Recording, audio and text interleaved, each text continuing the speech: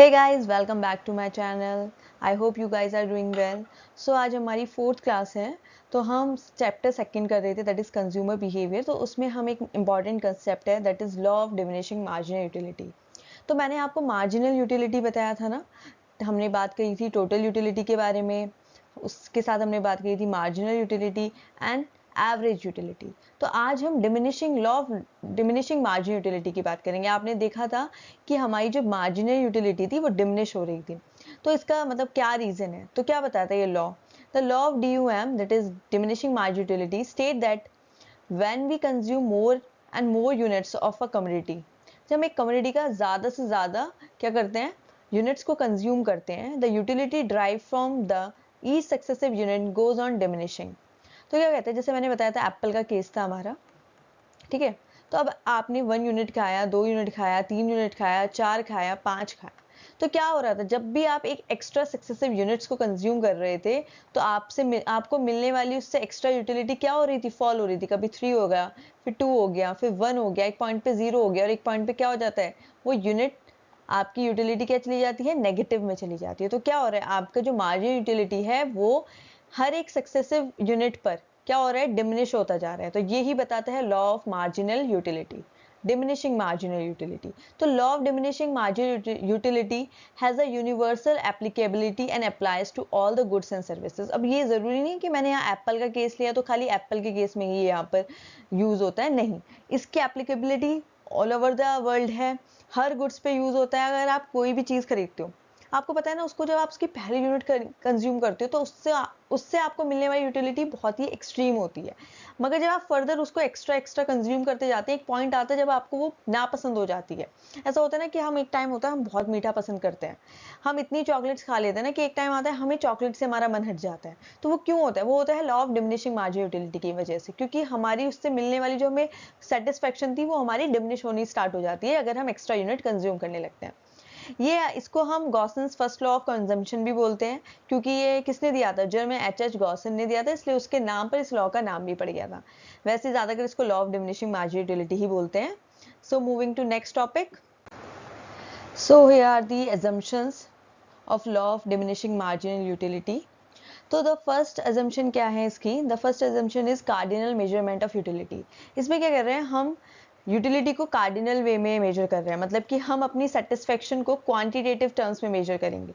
That is, it is assume that the utility can be measured and consumer can express his satisfaction in quantitative terms. मैंने बताया था ना, हमने एक term use करी थी, उसमें हम मेजर करते हैं अपनी यूटिलिटी को। तो क्या हुआ था, इसमें हम कार्डिनल अप्रोच यूज करेंगे, कार्डिनल मेजरमेंट यूज करेंगे। हम अपनी यूटिलिटी को, कंज्यूमर अपनी यूटिलिटी को एक्सप्रेस कर सकता है, मेजर्स कर सकता है क्वांटिटेटिव टर्म्स में। नेक्स्ट आता है मॉनेटरी मेजरमेंट ऑफ यूटिलिटी। अब क्या कहते हैं, हम ना अपनी यूटिलिटी को मनी की फॉर्म में भी मेजर कर सकते हैं। मैंने बताया था ना कि आपने एक कार खरीदी है, उस पर आपने 20 लाख रुपए खर्च करे हैं, एक हाउस खरीदा है आपने, उस पर 50 लाख रुपए खर्च करे हैं। तो आप देख सकते हैं ना, आप अपनी यूटिलिटी ना कैश की फॉर्म में, दैट इज मनी की फॉर्म में भी एक्सप्रेस कर सकते हैं। आप बता सकते हैं कि अगर आपने इस पे 50 लाख वो स्पेंड किया है, तो इसका मतलब इससे मिलने वाली यूटिलिटी आपको बहुत ज्यादा होगी एज कंपेयर टू इससे, ठीक है ना। दोनों ही अमाउंट ज्यादा है, मगर अगर हम कंपैरिजन करें तो हम बताएंगे कि हाउस से मिलने वाली utility will be maximum because we spend maximum amount over house, ठीक है। Next is consumption of reasonable quantity. क्या कह रहे हैं हम, it is assume that reasonable quantity of a commodity is consumed. हम ये नहीं बात कर रहे हैं, हम मतलब जब हम ये लॉ को, मतलब जब फॉर्म्ड हुआ था, तो इसमें हमने जो कंज्यूमर कंज्यूम कर रहा है कमोडिटी को, वो एक दो कमोडिटी की बात नहीं करी थी। उसने क्या किया था, यहाँ पे मैक्सिमम 5 to 6 यूनिट्स तक उसने उसको कंज्यूम कराया होगा, जब किसी ने ये एक्सपेरिमेंट किया होगा, ताकि वो चेक कर सके कब उसकी यहाँ पर मैक्सिमम सेटिस्फेक्शन हो जाएगी, जो फर्दर उससे आगे अगर वो कंज्यूम करेगा तो उसकी यूटिलिटी नेगेटिव हो जाएगी। तो हमें उसको इतनी क्वांटिटी कंज्यूम करानी है ताकि वो ये प्रोसेस को कर पाए। अगर हमने किसी को एक दो यूनिट खिला दिया, तो उसको तब तक उसकी मैक्सिमम यूटिलिटी शायद उसको नहीं मिलेगी। हमें उसको तब तक वो चीज कम्युनिटी उसको कंज्यूम करानी है, खिलानी है, जब तक वो उस लेवल तक रीच ना हो जाए जहां पर उसकी मैक्सिमम सेटिस्फेक्शन होगी। To hold the law true, suitable and the proper quantity of community should be consume. अगर इस लॉ को आपको सही, ट्रू वो बताना है, तो आपको क्या करना पड़ेगा, एक प्रॉपर क्वांटिटी एक कम्युनिटी की कंज्यूम करानी होगी, सो दैट कि हम इस एक्सपेरिमेंट को करा सके, ठीक है ना। एक दो यूटिलिटी, एक दो कम्युनिटी से इसका कुछ नहीं होगा, आपको 5-6 यूनिट्स उसको कंज्यूम करानी होगी। दैट्स वाई आप फिर अपना मैक्सिमम पॉइंट अचीव कर पाएंगे सेटिस्फेक्शन का। Okay, next. तो नेक्स्ट है कॉन्टिन्यूस कंजम्पशन। हम क्या कह रहे हैं, हम कंजम्पशन को ना, ये नहीं कि हम उसको 2 मिनट का 3 मिनट का गैप दे रहे हैं, 1-1 घंटे का गैप दे रहे हैं, नहीं। आपने उसको पहली यूनिट खिलाई, कंज्यूम कर दिया, आप उसको दूसरी यूनिट दे देंगे, फिर आप उसको थर्ड, फोर्थ, फिफ्थ, मतलब ये सब कॉन्टिन्यूस वे में चलेगा, कोई गैप नहीं होगा, ठीक है ना, ताकि हम पता कर सके कि उसको मैक्सिमम सेटिस्फेक्शन किस पॉइंट में मिलेगी। No change in quality. Community की ना क्वालिटी में कोई चेंज नहीं आएगा, वो यूनिफॉर्म रहेगी। ये नहीं कि एप्पल का साइज पहले इतना बड़ा था, अब आपने इतने छोटे छोटे एप्पल दे दी, नहीं। सब अगर एक ही क्वालिटी के होंगे, सब सेम क्वालिटी के होंगे, कोई डिफरेंस नहीं होना चाहिए। रैशनल कंज्यूमर, कंज्यूमर को हम एज्यूम कर रहे हैं कि वो रैशनल है। कंज्यूमर क्या कर सकता है, रैशनल का मतलब यहाँ होता है ना कि वो ना, उसके पास कंपैरिजन करने की पावर है, कि वो कंपेयर कर सकता है कि अगर वो दो कम्युनिटीज को कंज्यूम कर रहा है तो उनके बीच में डिफरेंस क्या होगा।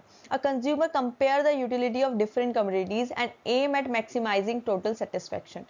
वो कंज्यूमर क्या है, दो कम्युनिटी के बीच में कंपेयर कर सकता है अपनी यूटिलिटीज को, कि किस प्रोडक्ट से उसको ज्यादा यूटिलिटी हो रही है, किससे उसे कम हो रही है, ठीक है ना, और वो अपना मैक्सिमम सेटिस्फेक्शन लेवल अचीव कर सकता है। Okay, next is independent utilities. It is assume that community consume by consumer are independent, कि हम वो ये कह रहे हैं कि वो जो कम्युनिटी कंज्यूम कर रहा है वो इंडिपेंडेंट है, कि एक कम्युनिटी से मिलने वाली मार्जिनल यूटिलिटी की कोई रिलेशन नहीं है दूसरी कम्युनिटी से मिलने वाली मार्जिनल यूटिलिटी की। आपने एक यूनिट खिलाई, दूसरी यूनिट खिलाई, तो इन दोनों की मार्जिनल यूटिलिटी में कोई रिलेशन नहीं है, ठीक है ना। It is assume that one person utility is not affected by the utility of any other person, और ये भी बोला जा रहा है कि किसी एक बंदे की यूटिलिटी किसी और इंसान की यूटिलिटी से अफेक्ट नहीं हो सकती, तो वो इंडिपेंडेंट यूटिलिटीज की यहाँ पर बात करते हैं। Next is MU of money remains constant. हम ये बोल रहे हैं, पता क्या होता है कि जब लास्ट वो पैसा उसके पास बचता है ना, तो वो क्या चाहता है कि वो कंज्यूमर उसे इस तरीके से खर्च करे कि उसे वो मैक्सिमम सेटिस्फेक्शन मिल पाए। When consumer is left with lesser money to spend on commodity, the remaining money becomes the dearer, which increase the MU of money for the consumer. ठीक है ना। अब क्या हुआ, उसके पास जब मनी लास्ट में, मतलब 1000 रुपए थे स्टार्टिंग में जो उसने कंज्यूम करना स्टार्ट किया, एक पॉइंट आया जब उसके पास 100 रुपए बचे या 200 रुपए बचे, तो आपको पता होगा ना, जब उसके पास जब रिमेनिंग मनी बचती है ना, तो वो ये सोचता है कि ये लास्ट जो मनी मेरे पास बची है ना, मैं उसको इस तरीके से वो स्पेंड करूं कि मुझे मैक्सिमम सेटिस्फेक्शन हो जाए। तो यहाँ बोल रहे हैं increase in MU is ignored as the MU of community has to be measure in the monetary values. हम क्या कह रहे हैं यहाँ पर, एमयू को हम इंक्रीज जो हो रहा है उसको इग्नोर कर देते हैं, क्योंकि हम मार्जिनल यूटिलिटी को हम ये मान के चलिए मनी की फॉर्म में है, और हम उसको कंपेयर करते हुए अपना डिसीजन लेते हैं। तो हम यहाँ पे MU of money remain constant, क्योंकि पता क्या होता है, अब इंसान को होता है हमारे लास्ट के 200-100 रुपए बचे हैं, तो वो सोचता है यार इसको बचा लो। तो हमने यहाँ पे ये चीज कांस्टेंट ले ली है कि उसकी ये चीज, मतलब ये वाली जो चीज होती है कि यार ये कुछ पैसा बचा है, इसे बचा लूं, इसे ऐसे ही ना खर्च करूं, वो यहाँ पे ना उसको हमने ये चीज उसकी कांस्टेंट मानी है। फिक्स्ड इनकम एंड प्राइजेस, यहाँ पर क्या बोल रहा है, it is assume that income of the consumer and the price of the goods remain constant, कि हम यहाँ बोल रहे हैं कि जो गुड्स के प्राइसेस है, मतलब एप्पल अगर 100 रुपए किलो था तो वो 100 रुपए किलो ही है थ्रू आउट द एक्सपेरिमेंट, ठीक है ना, जब तक हम उसको खिला रहे हैं कोई प्राइस में चेंज नहीं आएगा। और उसकी इनकम, कंज्यूमर इनकम 10,000 थी, तो उसकी थ्रू आउट द प्रोसेस 10,000 ही रहेगी, उसकी इनकम में भी कोई चेंज नहीं आया, ठीक है। Perfect knowledge. It is assumed that the consumer know the different goods on which his income can be spent and the utility that he is likely to get out of such consumption. It means that the consumer has a perfect knowledge of various choices available to him. अब क्या बोल रहा है यहाँ पर, हम consumer को क्या बोल रहे हैं कि वो उसको पता है कि अगर दो गुड्स हैं एक्स और वाई, तो उसको पता है कि वो अपनी इनकम किस पे स्पेंड करे, ठीक है, जिससे कि उसको क्या हो, मैक्सिमम सेटिस्फेक्शन हो, ज्यादा से ज्यादा यूटिलिटी हो। उसके पास परफेक्ट नॉलेज है कि वो गुड्स में अपनी चॉइस कर सके, ठीक है। उसको पता है कि मार्केट में जरूरी नहीं है, जैसे शैम्पू की बात कर लें तो हमारे पास डव का शैम्पू भी है, हमारे पास हमारे हेड एंड शोल्डर है, हमारे पास बहुत से हैं, ठीक है, पैंटीन है। तो हमें पता है, कंज्यूमर को पता है उसके पास कितने ऑप्शंस हैं, तो वो ऐसी जगह अपनी इनकम को स्पेंड करेगा जहां पे उसको मैक्सिमम यूटिलिटी मिले, ठीक है ना। Next is next is law of diminishing marginal utility. अब हम इस डिमिनिशिंग मार्जिनल यूटिलिटी को by graph and by tabular form explain करेंगे आपको। यहाँ पे हमने देखा है यूनिट्स ली हुई हैं, आप मान लो कि ये हम एप्पल की ही बात कर रहे हैं, ठीक है। तो उसने पहले 1 यूनिट खाया, 2, 3, 4, 5, 6, 7, ये है टोटल यूटिलिटी। मैंने बताया था टोटल यूटिलिटी मतलब क्या है, टोटल यूनिट्स को कंज्यूम करने वाली करने के बाद टोटल यूटिलिटी जो होती है, टोटल सेटिस्फेक्शन को टोटल यूटिलिटी बोलते हैं। तो आपने देखा पहली यूनिट पे उसको 10 हो रही है टोटल यूटिलिटी, फिर 18, 24, 28, 30, 30, 28। अब मार्जिन यूटिलिटी मैंने बताया था TUN माइनस TUN माइनस 1, ठीक है। तो हम देख सकते हैं 18 पहले वाली में तो हमारा कुछ नहीं है, ऊपर 0 है तो 10 माइनस 0 10 ही हो जाएगी फर्स्ट पे। तो सेकंड पे 18 minus 10 that is 8, 24 minus 18 6, 28 minus 24 4, 30 minus 28 2। यहाँ पे हमने देखा 0 हो गई क्योंकि 30 माइनस 30 0, मतलब कि यहाँ पे उसको एक्स्ट्रा कोई यूटिलिटी नहीं हो रही है। नेक्स्ट पॉइंट पे तो वो नेगेटिव ही चला गया, अब तो उसे खाना ही नहीं। तो MU कर्व आप देख रहे हैं ना क्या हो रहा है, 10 8 6 4 2 0 माइनस 2, क्या डाउनवर्ड स्लोपिंग है। इसकी यूनिट्स क्या हो रही है, डिक्रीज होती जा रही है। पहले 10 था, फिर 8 6 4 2 0, एक पॉइंट ये आएगा जब वो 0 हो जाएगा, ठीक है ना। तो मतलब क्या हो गया, वो अपनी एक्स एक्सिस को टच कर देगा, यहाँ ये वाला पॉइंट जहाँ पे MU 0 होता है। फर्दर हम अगर उसे एक्स्ट्रा यूनिट कंज्यूम कराएंगे तो वो नेगेटिव हो जाएगा। तो आप देख सकते हैं ये वाला पोर्शन उसका नेगेटिव पोर्शन आ गया है। यहाँ पर वो क्या हो गया है, उसकी मार्जिन यूटिलिटी नेगेटिव हो गई है। तो MU कर्व क्या है, डाउनवर्ड स्लोपिंग है, because the fact that the consumer of successive unit gives less satisfaction. हम देखा ना कि अगर वो एक्स्ट्रा यूनिट अब फर्दर कंज्यूम कर रहा है, एक यूनिट कंज्यूम कर रहा है, उसको पहले मार्जिन यूटिलिटी 10 हुई है, जब फर्दर वो एक्स्ट्रा एक यूनिट कंज्यूम कर रहा है तो उसको 8 हुई है, फिर उसकी 6 हो गई। तो हम देख रहे हैं उसका MU जो एक्स्ट्रा यूनिट को कंज्यूम करने से उसको मिलने वाली एक्स्ट्रा सेटिस्फेक्शन भी क्या हो रही है, डिक्रीज होती जा रही है। So next is relation between margin utility and total utility. हमने अपने ये प्रीवियस स्लाइड में भी पढ़ा था। तो यहाँ पर है tabular form total utility and margin utility की, और यहाँ पर है ग्राफिकल फॉर्म में हमारा TU curve and MU curve. तो यहाँ इसकी एक्सप्लेनेशन लिखी हुई है, TU is increasing but increasing by smaller and smaller amount for each additional unit। क्या कह रहा है कि TU हमारा इंक्रीज तो हो रहा है, मगर उसका जो इंक्रीज आ रहा है वो स्मॉल यूनिट में आ रहा है, ठीक है ना। एडिशनल यूनिट कंज्यूम करने से उसको स्मॉल अमाउंट में ही उसका इंक्रीज आ रहा है। In other words TU is increasing at decreasing rate. TU increase हो रहा है किससे, हमारा डिक्रीजिंग रेट से, ठीक है ना। आप देख सकते हैं यहाँ पर हमारा TU 10 है, यहाँ 18 हुआ, एक्स्ट्रा यूनिट को कंज्यूम करके उसको कितना हो रहा है, 8 यूनिट्स मिल रहा है, ठीक है ना। तो इस एक एक्स्ट्रा यूनिट को कंज्यूम करके उसको 8 मिला है, तो दोनों को करके इसको टोटल इन टोटल कितना हुआ, 18।